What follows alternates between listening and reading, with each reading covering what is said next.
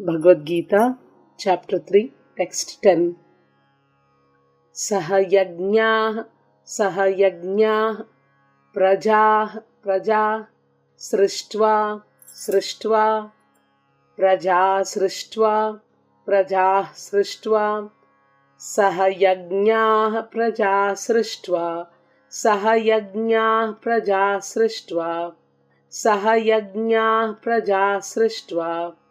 Purovacha Prajapati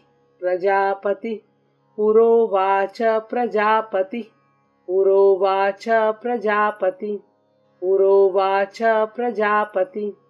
Sahayajñāh prajah srishtva Purovacha Prajapati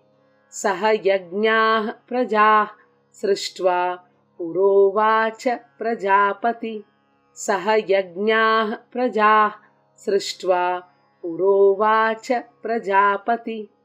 Anena Prasavishadvam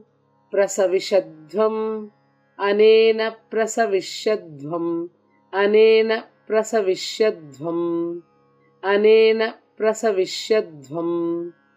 Eshavo Stvishta Kamadhuk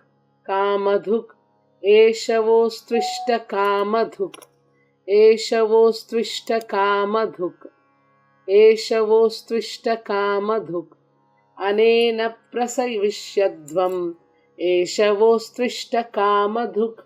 Anena Prasavishyadvam Eshavo Stvishta Kamadhuk Anena Prasavishyadvam Eshavo Stvishta Kamadhuk Sahayajñāh prajah srishtva Purovacha Prajapati Anena Prasavishyadvam Eshavo Stvishta Kamadhuk Sahayajñāh prajah srishtva Purovacha Prajapati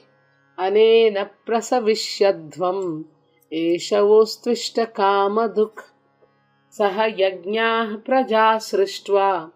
Purovacha Prajapati Anena Prasavishyadvam Eshavo Stvishta Kamadhuk Prajah srishtva Purovacha Prajapati Anena Prasavishyadvam Eshavo Stvishta Kamadhuk. Hare Krishna.